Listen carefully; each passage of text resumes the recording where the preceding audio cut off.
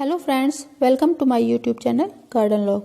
और फ्रेंड्स, आज की अपनी इस वीडियो में मैं आपसे इस खूबसूरत फ्लावरिंग प्लांट बगोनिया के बारे में जानकारी शेयर करूंगी। तो चलिए फ्रेंड्स, देर ना करते हुए वीडियो शुरू कर लेते हैं। फ्रेंड्स, इस प्लांट की बहुत सारी स्पीशीज पाई जाती हैं जो एशिया, अमेरिका और अफ्रीका तक फैली हुई हैं। और इसके लिए जो आइडियल टेम्परेचर होता है वो 15 डिग्री सेल्सियस से लेकर 26 डिग्री सेल्सियस के बीच माना जाता है।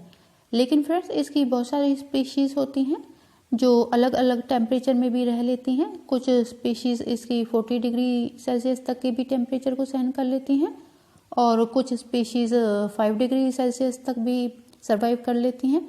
तो बहुत सारी स्पीशीज़ होती हैं इस प्लांट की ऑल ओवर वर्ल्ड में। फ्रेंड्स, ये जो प्लांट है इसके स्टेम्स में और इसके लीव्स में बहुत ज़्यादा वाटर स्टोर होता है। ये बिल्कुल सकुलेंट प्लांट्स की तरह ही होता है और इसीलिए इसके लिए जो हम सॉइल तैयार करेंगे वो बहुत ही ज़्यादा वेल ड्रेन्ड होनी चाहिए और उसमें बिल्कुल भी पानी होल्ड नहीं होना चाहिए। इस चीज़ का हमें ध्यान रखना है। और फ्रेंड्स, साथ ही हमें इस बात का भी ध्यान रखना है कि ये जो प्लांट है ये काफ़ी हैवी फीडर प्लांट होता है। इसे कंपोस्ट थोड़ी ज़्यादा मात्रा में चाहिए होता है। और फ्रेंड्स, आप कंपोस्ट में थोड़ा सा ऑर्गेनिक मैटर ज़्यादा रखिए तो इस प्लांट के लिए काफ़ी अच्छा होता है। और जो भी आपको कंपोस्ट लेना है उसमें वर्मी कंपोस्ट मिक्स करें या आप पीट मोस लें या आप 2 से 3 साल पुराना काऊ डंग मैन्योर लें। इन सभी तरह के फर्टिलाइजर्स को मिला के आपको टोटल 40% का रेशियो लेना है और 30% आपको नॉर्मल गार्डन सॉइल और रेत ऐड करना है। तो इस तरीके से अपने प्लांट के लिए हम सॉइल तैयार करेंगे। और फ्रेंड्स, साथ ही आप इसमें आधा चम्मच के करीब फंजीसाइड और 1 चम्मच बोन मील ऐड कर सकते हैं।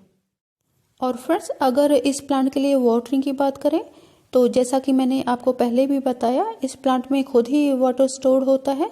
तो आप इसमें वाटरिंग तभी करेंगे जब इसकी मिट्टी की ऊपर की 2 इंच की परत पूरी तरीके से ड्राई हो जाएगी। देखिए मेरी प्लांट की मिट्टी कितनी ड्राई हो चुकी है और अब इसके बाद मैं इसमें पानी दूंगी। तो इस तरीके से आपको बिल्कुल सुखा लेना है पहले इसकी मिट्टी को। और लिक्विड फर्टिलाइज़र देने से पहले भी आपकी मिट्टी को इतना ही सुखा लेना है पहले और उसके बाद आप लिक्विड फर्टिलाइज़र दें। और फ्रेंड्स, अगर इस प्लांट के लिए सनलाइट की बात करते हैं तो ये जो प्लांट है ये पार्शियल सनलाइट पसंद करता है। आप इसे सेमी शेड में रखें या फिर आप इसे सुबह शाम की सनलाइट भी दे सकते हैं, जो हल्की सी सनलाइट होती है सुबह शाम की, और इतनी ही सनलाइट इसके लिए काफ़ी होती है। आप इसे डायरेक्ट सनलाइट में ना रखें। और फ्रेंड्स, अगर आपका प्लांट गर्मियों में भी सर्वाइव कर जाता है तो गर्मियों में आप इसे सुबह की सिर्फ 2 से 3 घंटे की हल्की हल्की सी धूप ही देंगे और बाकी सारा समय आप इसे किसी बहुत ही ठंडे एरिया में रखेंगे जहाँ पे इसका ज़्यादा धूप से और गर्म हवाओं से बचाव हो सके। और फ्रेंड्स, ये प्लांट थोड़ा सा मॉइस्ट एटमॉस्फेयर पसंद करता है तो आप इसे अपने प्लांट्स के बीच में रखें। जैसे बहुत सारे प्लांट्स आपके इकट्ठे रखे हुए हैं तो उनके बीच में रखें आप इस प्लांट को। ये काफ़ी खुश रहेगा ऐसे एटमॉस्फेयर में। और फ्रेंड्स, अगर इस प्लांट के लिए फर्टिलाइज़र की बात करते हैं तो इस प्लांट को ऑर्गेनिक मैटर बहुत ज़्यादा पसंद है। तो आप जब भी इस की सॉइल में फर्टिलाइज़र दें तो आप कोई भी ऑर्गेनिक मैटर वाला फर्टिलाइज़र दें, वो इसके लिए काफ़ी अच्छा रहता है। आप कोई भी काऊ डंग मैन्योर ले सकते हैं 2 से 3 साल पुराना, या फिर आप वर्मी कंपोस्ट यूज़ कर सकते हैं, या फ्रेंड्स आप कोई भी किचन वेस्ट से बना हुआ फर्टिलाइज़र इसके लिए यूज़ कर सकते हैं। ये सारे ही ऑर्गेनिक मैटर से बने हुए फर्टिलाइज़र होते हैं और इसके लिए काफ़ी बेस्ट होते हैं। फ्रेंड्स, ये प्लांट वैसे भी थोड़ी सी एसिडिक सॉइल पसंद करता है और जितना भी ऑर्गेनिक मैटर होता है वो हमारी सॉइल को एसिडिक ही बनाता है। तो आप इसमें ऑर्गेनिक मैटर ज़्यादा से ज़्यादा ऐड करें, ये इस प्लांट के लिए काफ़ी अच्छा होता है। और फ्रेंड्स, साथ ही इस प्लांट को अपनी ब्लूमिंग के लिए फास्फोरस रिच फर्टिलाइज़र चाहिए होता है। तो आप हर 1 महीने में 1 चम्मच इसमें बोन मील भी ऐड कर सकते हैं। आप इसकी पॉट में डाल दें 1 चम्मच बोन मील हर महीने। रिम के साथ साथ आप बोन मील को डाल दें और मिट्टी से दबा के उसमें वाटरिंग कर दें। वो काफ़ी स्लो रिलीज फर्टिलाइज़र होता है जो धीरे धीरे डाइल्यूट होता रहेगा और आपके प्लांट को बर्ड्स के लिए और फ्लावरिंग के लिए एनर्जी देता रहेगा। और फ्रेंड्स, या आप चाहें तो इसे मस्टर्ड केक का लिक्विड फर्टिलाइज़र भी दे सकते हैं। आप 15 से 20 दिन में इसमें मस्टर्ड केक का लिक्विड फर्टिलाइज़र बना के दे सकते हैं। आप ऐसा करें कि 15 लीटर आप पानी ले लें किसी बकेट में और उसमें 1 मुट्ठी के करीब आप मस्टर्ड केक डाल दें और उसे गर्मियों में आप सिर्फ 3 दिन भिगो के रखें और सर्दियों में आप 6 दिन तक उसे भिगो के रखें और उसके बाद आपका फर्टिलाइज़र तैयार हो जाएगा।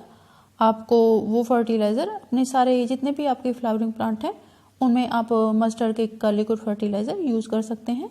आप इस फर्टिलाइज़र को हर 15 से 20 दिन में एक बार अपने सारे ही फ्लावरिंग प्लांट में डाल सकते हैं। आधा लीटर के करीब आप अपने सारे ही फ्लावरिंग प्लांट में इसे यूज़ कर सकते हैं। और फ्रेंड्स, कोई भी लिक्विड फर्टिलाइज़र देने से पहले आपको इसकी मिट्टी को पहले पूरी तरीके से ड्राई कर लेना है और उसके बाद ही आपको इसकी सॉइल में लिक्विड फर्टिलाइज़र डालना है।